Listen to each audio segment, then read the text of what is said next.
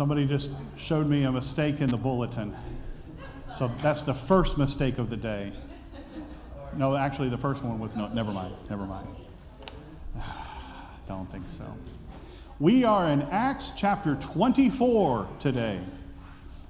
There are only 28 chapters in Acts, which means we are nearing the end. And the plan is, in June, we are going to cover Acts 25, Acts 26, 27, and 28. That's the next 4 weeks after today. We are winding down. Paul is going before this court person, that court person. In fact, I'll just tell you, in Acts 24, he is before the governor of Caesarea, Felix. And then in chapter 25, it will be Festus. Chapter 26, Agrippa, King Agrippa II. You don't need to memorize all that. We'll be going over all that. And then in Acts 27, what happens? What's chapter 27 about? The shipwreck. That incredible account. I can't wait. We're in different territory here than we were for the first 20 chapters of Acts, where Paul's a free man. He's traveling here, there, and yonder. Now he's been arrested, and he is giving defense.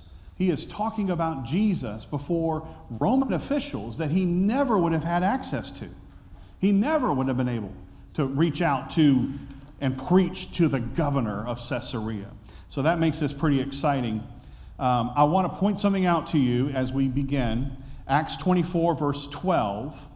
Paul, as he begins his defense before Felix, says, "You can verify that it is not more than 12 days since I went up to Jerusalem to worship." Well, that's referring back to Acts 21. So between Acts 21 and Acts 24, verse 12, it's been, I think it's actually 13 days, because he's saying that was 12 days. We're on day 13. That's a pretty tight time frame. And we're going to talk about that here in just a moment. We're going to break down this material into 4 parts. You see the shortest one is verses 22 and 23. But we need to get through the first 21 verses where Paul's accusers are able to bring up official charges finally against Paul. And then in verses 10 through 21, Paul defends himself. And we're going to take a close look at that because it's extremely important for everything Paul is doing at the behest of Jesus. And we're going to look at that. I see a lot of visitors. Where were you last week? Memorial Day weekend. We had a lot of our members gone, but we're glad that you're back. We've got some folks here for the very first time. We really appreciate you all being here. You're in for a treat because you don't have to listen to me preach. Reuben Salas is part of our 5th Sunday. He is going to be preaching for us this morning. You will have to put up with me leading singing, though. Sorry about that. If you want to blame somebody, blame John. Okay, this is going to be fun. So after 5 days, the high priest Ananias came down to Caesarea from Jerusalem. We need to talk about the 5 days because it's a little confusing. Now remember, verse 11, we're going to be looking at this time frame of 12 days. So what is going on? I've got a chart that will hopefully confuse you even more. Day 1 would be when Paul actually arrives in Jerusalem, in Acts 21, verse 17. And then you notice on day 2 it says, on the following day. So we're getting some markers like that. 7 days almost completed the following night. So Luke is letting us know what's going on here. The problem is he's not writing like a 21st century American, telling us, well, it was Tuesday night or it was Thursday morning or whatever. And to complicate things, is Luke using, the author of Acts, is Luke using the Roman system for days, or is he using the Jewish system for days? What that means is at 6 o'clock in the evening, that starts the new day. So that's why I've got 10/11, because it was that night when Jesus appears to Paul. So we would say day 10, But they would say, oh, it's the start of day 11. Same thing when Paul is sent to Caesarea. But we're told it is at 9 p.m. And we've already studied that. That was an exciting session last week. Okay. I think I have a double citation there. No? Okay. All right. What we're talking about, though, is 5 days since day 9. Paul arrived in Jerusalem. You remember he met with the Jerusalem elders, and the Jerusalem elders said, we've got this great idea. You need to participate in a 7-day vow. And then what does it say in Acts 21, verse 27? Nearing the end, when those 7 days were almost completed. So nothing happens except Paul taking the vow. That's all we know of in days 3 through 9. But then day 9, as we're going to call it, it starts in Acts 21, verse 27, and extends all the way through chapter 22. What happened on day 9? Well, Paul was almost torn apart, worshiping, and then he was arrested. That was the day he was arrested, and from then on, he is in Roman custody through the end of Acts. Paul is now saying 5 days later because, Luke is saying that, not Paul. Yes, sir? I just had a question. Was it common for the high priest to do these kind of things, like travel that distance, or is this specifically an important thing? Right. Well, I don't think so. I don't think the high priest made a habit of leaving Jerusalem, and in fact, they had to hurry. Because when Felix says, all right, we're going to have this trial, they got a lickety-split from Jerusalem to Caesarea. And this is their big moment. They want Paul gone. They want him out of the picture completely, and they're pulling out all the stops. So that's where we are. After 5 days is referring to the arrest in Jerusalem, the riot and arrest in Jerusalem. And to add credence to that, when we get to Acts 27, we will see a reset of the timeline when they go from Fair Havens and then get blown off course. They spend 14 days out in the middle of the Mediterranean. Have no idea where they are. They can't navigate by the stars because of the clouds and the storm. So Luke's giving us an exciting drama. That's what we have here. And I want us to get caught up in the drama. So that 5 days, a little confusing, but I believe it's recounting from Paul's arrest in Jerusalem. The high priest now, Ananias, came down with some elders and a spokesman, one Tertullus. Tertullus is a slick lawyer. We're going to read his speech here in just a moment, starting in the latter part of verse 2. So what are they going to do? They're going to lay before the Governor Felix, their case against Paul. Who is Ananias? We last saw him in Acts 23, and what did he do to Paul? He commanded that Paul be struck on the mouth. Is that very high priestly behavior? No, and what does Paul say? Oh, I didn't know this guy was a high priest. I had no idea, because he's sure not acting like it. Or maybe it's been years since he's been in Jerusalem. Maybe he sincerely doesn't know. We talked about that last week. You think he uses a little bit of sarcasm? Either he's using sarcasm, or it's been so long since he's been in Jerusalem, he didn't know Ananias. But I tend to think he's being sarcastic. I remember having a long discussion over that in a class. I don't know why it was so important to the people that we're talking to. It is important.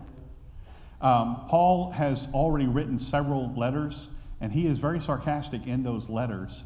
The one I think of is 1 Corinthians 4. I think it's around verse 16 when he chides them very sarcastically. Galatians, he's very sarcastic in Galatians. He's already written Galatians. The position that it was sarcastic. Yeah.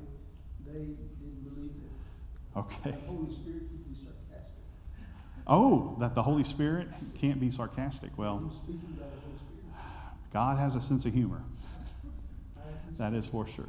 All right, so let's look at Tertullus' speech. I love this.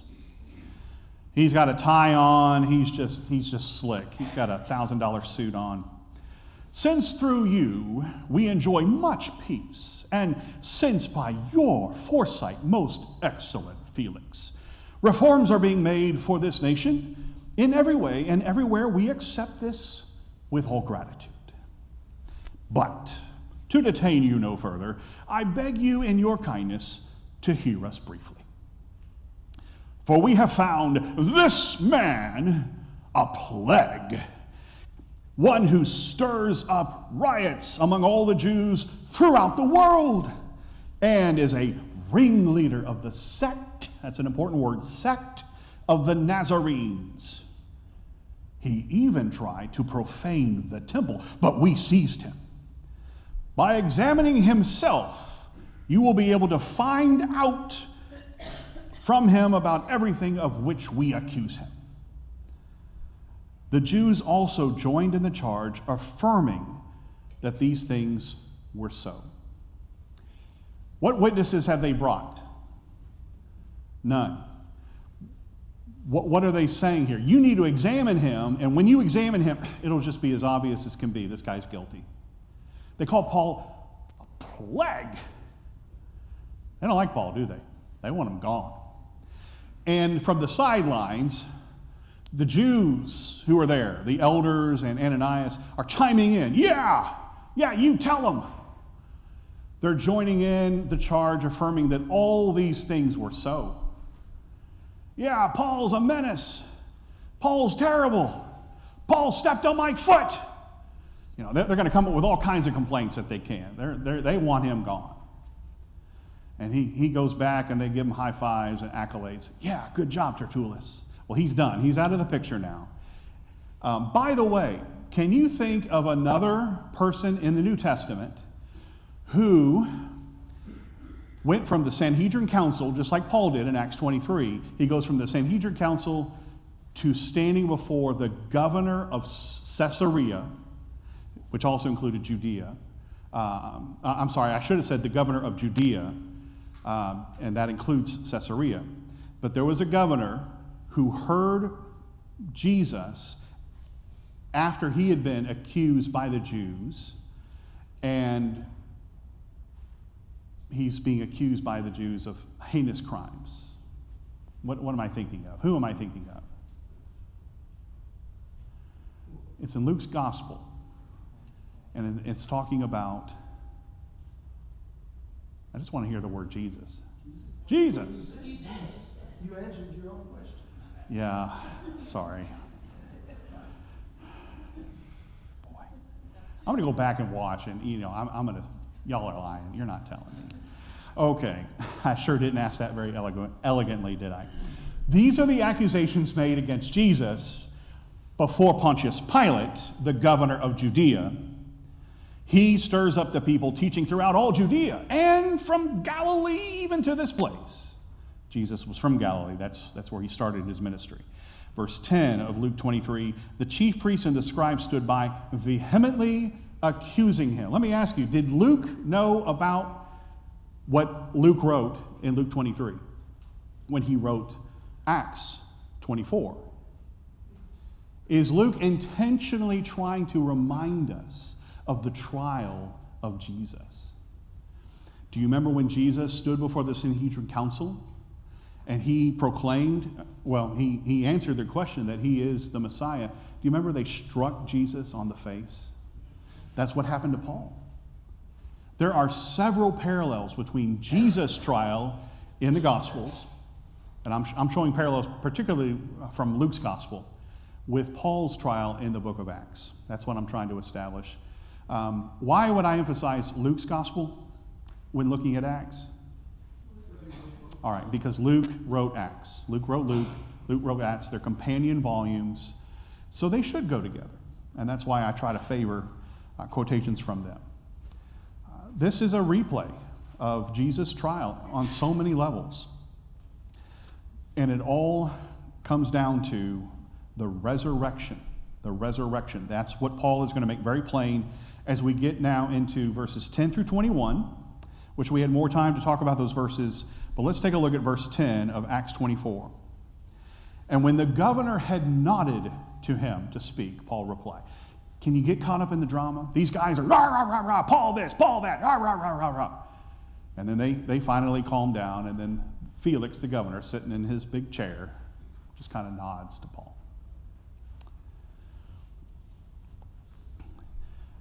Knowing that for many years you have been a judge over this nation, I cheerfully make my defense. That's it. That's his introduction. You can verify that it is not more than 12 days since I went up to Jerusalem, went up to worship in Jerusalem. And they did not find me disputing with anyone or stirring up a crowd, either in the temple or in the synagogues or in the city.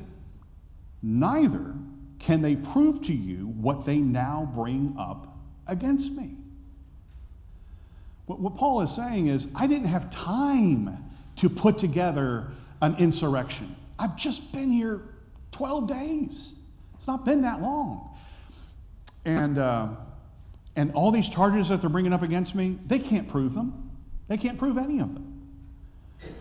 Verse 14, but this I confess to you. Here's the one accusation that he says it's true. That according to the way which they call a sect, remember when they called it a sect in verse 5? He is a ringleader of the sect of the Nazarenes.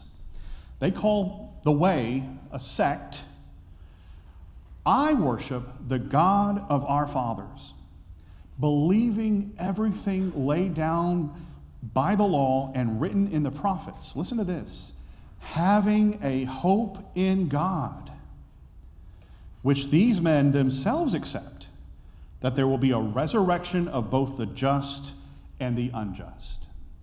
So, I always take pains to have a clear conscience toward both God and man. Have we seen this conscience language before from Paul? Yeah, very recently, Acts 23, verse 1. Why is it so important to Paul that he have a clean conscience? I'm sorry, a clear conscience or a good conscience? And we throw in there that he used to be a persecutor of Christians. And yet he is saying, even while I was persecuting Christians, I had a good conscience. I have a clear conscience. What I'm doing in talking about the way, and what is the way? That's kind of shorthand for Christianity. And we're not going to go into all that why now, but that's kind of a neat little way to describe Christianity that you only find in the book of Acts. It's used several times. I said I wasn't going to go into it, but you'll notice in the English Standard Version, or probably the version you're using as well, there in that verse, it capitalizes the way. It's being used in a special way. Somebody thought that was funny. So, I always take pains to have a clear conscience. What? Because of everything I just said, that's why I take pains to have a clear conscience. Because of what, Paul? Because of the fact that there will be a resurrection of both the just and the unjust. That's why I'm going to have a clear conscience. Because I have a hope in God. And the nation of Israel does, that we read about in the law and the prophets. Because I worship the God of our fathers. Because I'm following the way. All of this is what Paul is saying is at the heart of the matter. The resurrection is real. It's really going to happen. What do the Sadducees say about the resurrection? That's just fairy tale. Ananias is a Sadducee. One of the ways we distinguish between Sadducees and Pharisees is Sadducees are sad because they don't believe in the resurrection. Maybe that'll help us remember that. You probably remember the last time I said that and are internally groaning, having brought it up again. Oh, the Sadducees are sad. Okay.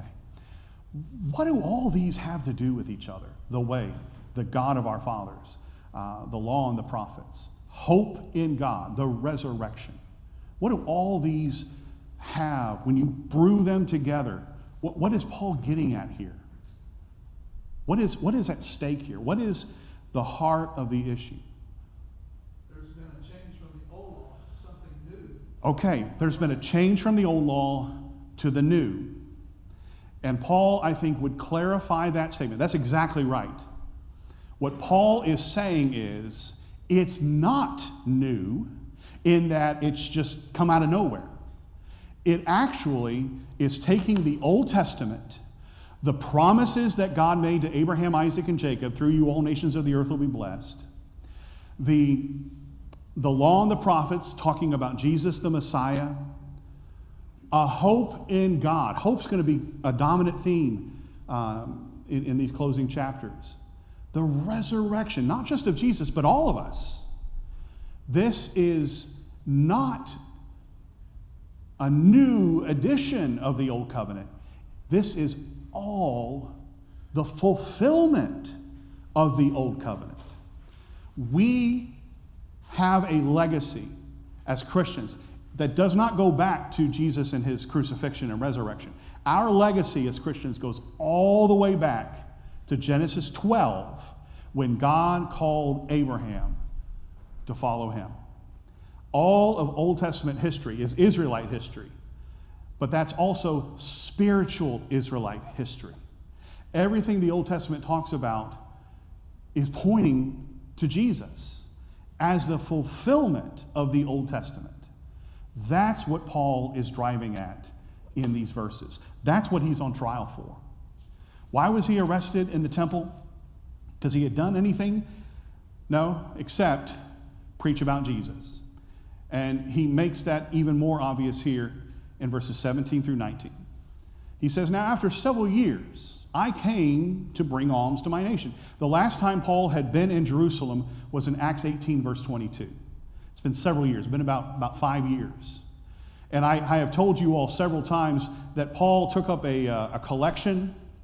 Paul took up a collection throughout his letters. He talks about this collection. 1st and 2nd Corinthians, Romans. I'm getting this collection. I'm taking it to Jerusalem.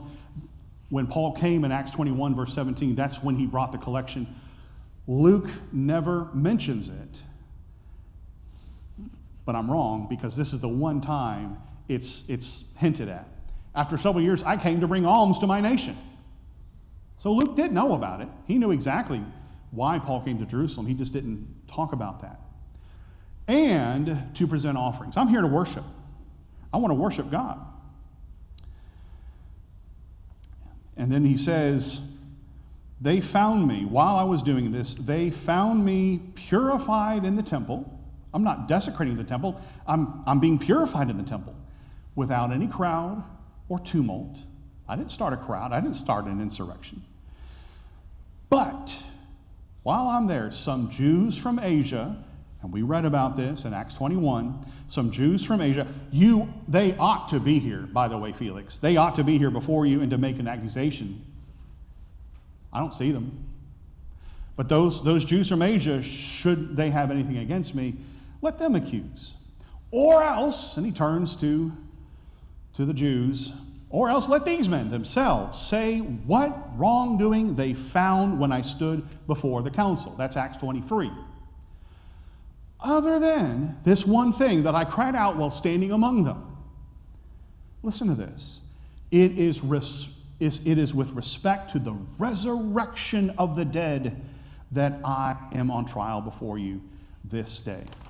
That's exactly what Paul said in Acts chapter 23, verse 6.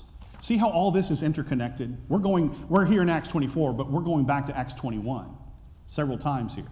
All of this is interconnected. What is he getting at here? It is respect to the resurrection of the dead that I am on trial before you this day. What is it? It's the hope of Israel. It's what the law and the prophets prophesied about. It's the way and what all that means, the way of Jesus.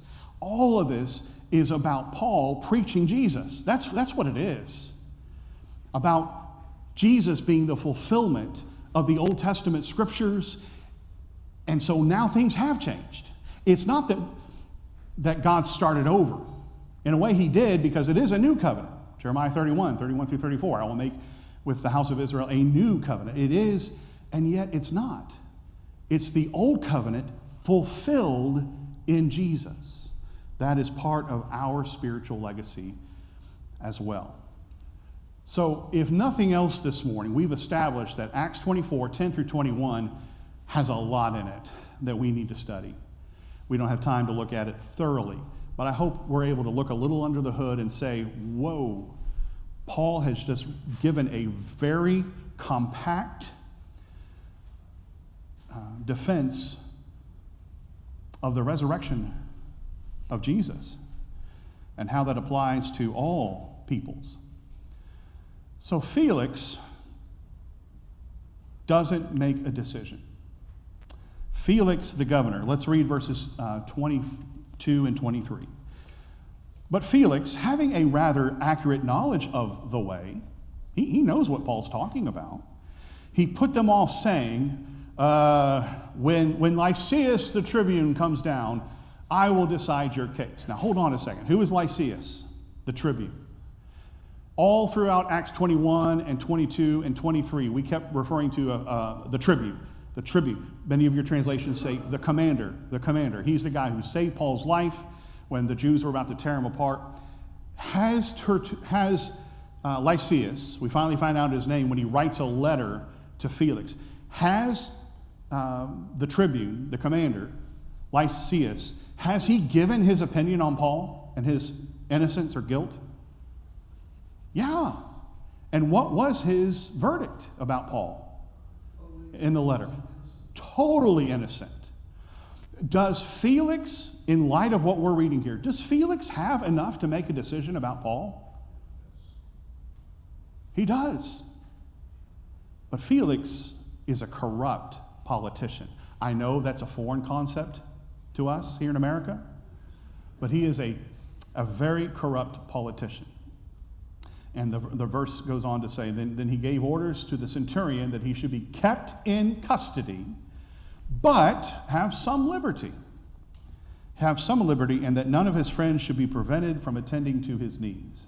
When I read that, it makes me think that Felix knows Paul's innocent, and he's giving him, maybe as a consolation prize, the ability for people to come. So we're already losing our tight time frame. After some days, it says here, begin in verse 24. Yeah, let's get to verses 24 through 27. Now we're losing our tight time frame. After some days, Felix came with his wife Drusilla, who was Jewish. Who is Drusilla? I'm going to tell you who Drusilla is because Luke doesn't. She is the daughter of King Herod Agrippa the First, whom God struck with a terrible disease, and he died in Acts 12. We've got all kinds of connections with earlier in the book, and this is one of them. And Drusilla, he also doesn't tell us this, but Drusilla was, I'm going to get this all wrong here. She was 6 years old when her father died in AD 44. She was just a little girl, 6 years old. That was in AD 44, and we're able to pinpoint that because of the dates of Felix's governorship from AD 52 to about AD 59. We're able to place this around AD 59. So how old is Drusilla? From 6 in AD 44 to what in AD 59? So 15 plus 6 would be 21. That I hope helps us see. Luke is giving us an historical account. Does Luke care about historicity? Does he care about being factually accurate? You bet. And we've seen that and have tried to emphasize that in our study. She's Jewish. Yes, she is. She's part of the Herodian family. And just to give you a heads up, later we're going to see her brother, Agrippa II, and their sister, Bernice, come to Caesarea. And we'll talk about that, their relations, when we get to them. So this is all just one kind of close family. They are as corrupt as they can be. They are as disgusting as they can be. And they all descend from the most notorious New Testament character, Herod the Great. All right, a lot going on here. Well, I love this because what Paul is going to be able to do over the next several months, the next several years, is have opportunity to talk to Felix and his wife Drusilla about the gospel. And right here, we are told that Paul gives them a 3-point sermon. Y'all laugh at my 3-point sermons? Well, they work. It's from the Apostle Paul himself. The only thing I don't do that's like the Apostle is preach until midnight. I got to work on that. He preached to them. He reasoned with them about righteousness, self-control, and the judgment to come. Can you see a connection between those 3 points that Paul made? Felix, first of all, this morning, we need to talk about righteousness. Number 1, righteousness. And then he finally gets to, and third and finally, we're going to talk about the judgment to come. I don't think it went quite like that, like a sermon, but what's the connection between righteous living and self-control and judgment to come? What's he basically saying to Felix? Better get your act together. Get your act together. Say that again. You can't have righteousness without self-control, and you really need to be worried about the judgment to come. And here is what Felix says in response. Felix was alarmed and said, now's not a good time. I'd love to talk to you about this, but, I'm looking at my watch, and, I got an appointment with, so-and-so or whatever. We aren't told exactly what's going on here, but what does he basically do? He postpones this. And yet, at the same time, he hoped that money would be given to him by Paul. Maybe he knows about the collection. Paul just mentioned it, bringing alms. Maybe he's thinking, hey, I should get some of that money. What if Paul had given that money to Felix? What would have happened, you think? He might have been released. But he didn't, and he wasn't. Is this a bad thing that Paul had to stay in Caesarea as a prisoner for 2 years? From our human perspective, we say, man, that's not fair. But from God's perspective, it got him to Rome. It got him to Rome under protection of the Roman Empire itself. And we've talked about that in our previous classes just in these last few weeks. Jesus appeared to Paul and said in Acts 23, verse 11, you must go to Rome. This is how it's going to be done. Felix is going to hold you for 2 years. Jesus doesn't tell him all that, but he holds him for 2 years, and then there will be a new governor in AD 59, AD 60, named Porcius Festus. If you ever get confused, another mnemonic device here, which came first, Felix or Festus? And I heard this a long time ago, and it's just stuck with me. If you have a wound, first it's a scab or something, and then it festers.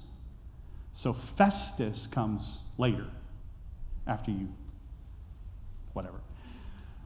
Felix, he ruled as governor from AD 52 to 59. Festus will rule as governor from about AD 59, 60, we'll say AD 60 to 62, because he died suddenly, unexpectedly. And he is a much better person than his predecessor. He actually wants to get to the bottom of the case, and that's where we'll be. This is drama at its finest. Can you just see the movie talking about all this? All right, so by way of review, I want to take a few minutes. We're going to go until just about 4 or 5 minutes. Can you put some of these events in order? Now, some of these actually relate to what we'll be looking at next, and I thought I'd throw them in just to see how we do. What would be item number 1? I'll give you item number 1. Paul arrives in Jerusalem. And I'm going to give you number 2, so we can hurry this along. There are a lot of events that are left out. I'm wanting you to put these in chronological order. When Paul arrives in Jerusalem, that's when he's arrested and undergoes a trial before the Sanhedrin Council. And then in Acts 23, verse 11, Jesus tells him, you must go to Rome. That's the divine necessity. It's not you might go or that you could go or that you should. You must, you will go to Rome. What's next on this list? What's next? Chronologically. And I know this you have to think about it a minute. And you are allowed to thumb through your Bibles. We're in Acts 23, so keep going. Acts 23, verse 12. Don't be shy. If you give the wrong answer, we'll just laugh at you. What's next? Assassination plot. The assassination plot. Ding, ding, ding. Point for Larry. All right. That's exactly right. Look, just look at the text. What's next? Yeah, Paul's nephew learns about the assassination plot. Okay. One thing leads to another. One event leads to another event, and it's just a chain reaction. What's next? Once the nephew tells the tribune, the commander, Lysias, about the plot, what happens next? All right. But before that, the tribune does something. He writes the letter that will get in Felix's hands, and he'll read it, but then just kind of disregard it. And then Paul arrives in Caesarea. What's next? Felix. Paul stands before Felix. That's all that we have covered. Can you finish this out? Can you finish 8, 9, 10, and 11? Put those in order. Not before, it's actually during his trial with Festus. So, yeah, the Jews plot to bring Paul back to Jerusalem. And that's why Paul appeals to Caesar. And that's why I'm bringing those up. Paul stands before Festus, and then he appeals to Caesar because Festus was saying, well, I mean, we could just send you down to Jerusalem. And Paul says, that's a death sentence for me. They tried to kill me before. They're going to try to kill me again. And you can see all that. And then Paul stands before Festus and Agrippa in Acts 26. Next week, we will be in Acts 25. Here they are in all their proper order. Next week, we will be in Acts 25. This morning, we studied Paul held prisoner by Festus. And next week, we will look at Paul held prisoner. I just messed that up, didn't I? Which comes first? Which comes second? Festus. What? Alphabetical order. That's another way to put that. But I like my festering. Yeah, you're going to like Festus a whole lot more. So tell me about Felix. What kind of a person is he? Do you like him? No. We don't like him at all. Why not? He's number one, he's a politician. He's high up in Rome. He's married to a 20-year-old. We don't know for sure how old Felix was, but I think he's probably old enough to be your father at least. But Luke doesn't go into that. He wants a bribe. He knows Paul is innocent. He has a chance to let Paul go, but he doesn't. What is at the heart of Paul's whole defense? The resurrection, the hope of Israel, the Mosaic and the Old Testament pointing to Jesus. All of that is what's being brought together into his accusation against him. And all of this delay is going to happen so that he can go from Caesarea safely to Rome. But we've got a lot to cover. All right, I'm going to quit. I did it. Walker Perkins is going to start teaching a second adult Bible class next week. All right. It's going to be in a classroom over here, and he's going to tell you about it right now. We'll still have this class, but some of you are going to want to go in this one.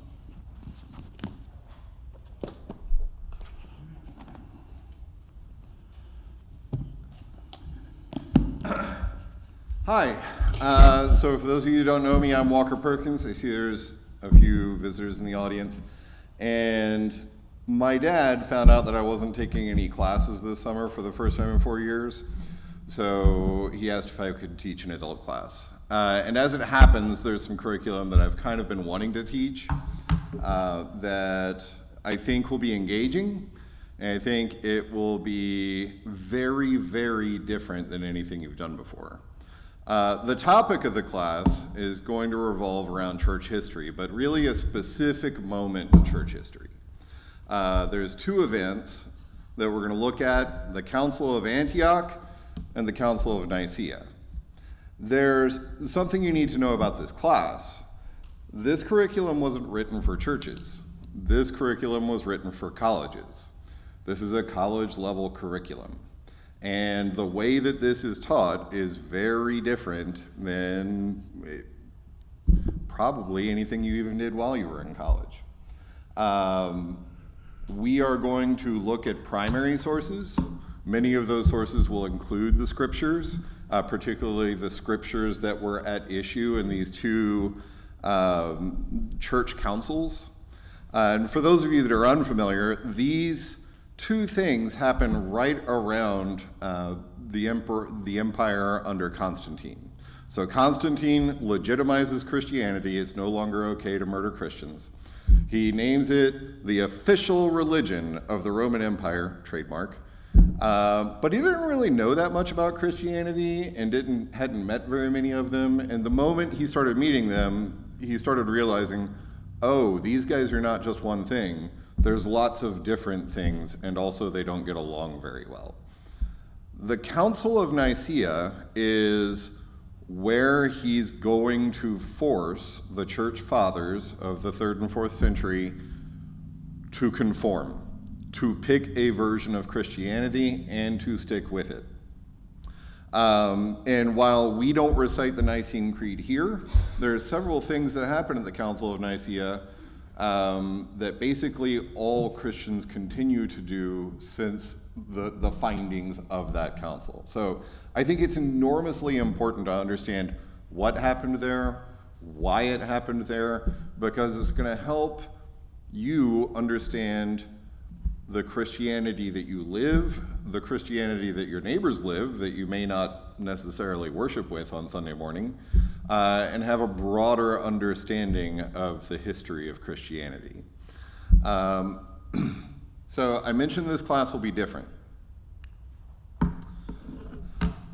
The learning in this class is going to be active rather than passive. You're not going to be sitting in a pew. First of all, we don't have any pews back there. Second of all, that wouldn't be very much different from being in here, and the entire point of asking me to do this was to provide something different. Learning is going to be collaborative rather than individual, and because of that, attendance and participation are going to be critical. There are not going to be any spectators in this class. Everyone will speak. Everyone will do something at some point. And the things that you say and the things that you do are going to impact the other people in the room. There are two kinds of history classes. People that hated history growing up mainly only took survey classes. That's where a guy stands at a lectern like this, talks at you, and then gives you a quiz. The other kind is a seminar, where you guys are going to do the reading, you guys are going to do the learning, and I'm there to moderate the discussion and keep the thing on the rails. That's what this is. There will be homework. Because you guys are the ones generating the knowledge, there is stuff you must do before you get here next Sunday. There's also going to be a quiz. Now, if you fail this quiz, we're not kicking you out of the church. You haven't lost your salvation. But this is going to be an objective measure of how much of the content you actually understood. There's going to be writing assignments. And one of those writing assignments is the 5-minute prepared speech that you're going to deliver in class. So there is stuff you're going to have to do. And I understand that this is not going to be for everyone. This is not everyone's cup of tea. That's why we're not doing it in the auditorium. But I will guarantee you, this will be the most fun class you've ever had. It will be the most hard class you've ever had. And you will learn more probably over this summer than you have learned in any 3-month period in your life. And what's even more fun is you'll have entirely new questions that you're altogether uncertain about at the end of those 3 months. Now, here's what I need. I need 12 people. This class doesn't work with fewer than 12 people. Minimum 12. So I need to know today. I'm going to be making curriculum this week if I meet my 12. And if not, I'll figure out something more vanilla. The other thing I'm going to need you to do is to trust me. For some of you, you don't know me. This is going to be risky, right? Like, nothing's ever been done at this church like this. I would wager nothing has been like this has been done in any church in Corpus Christi, Texas.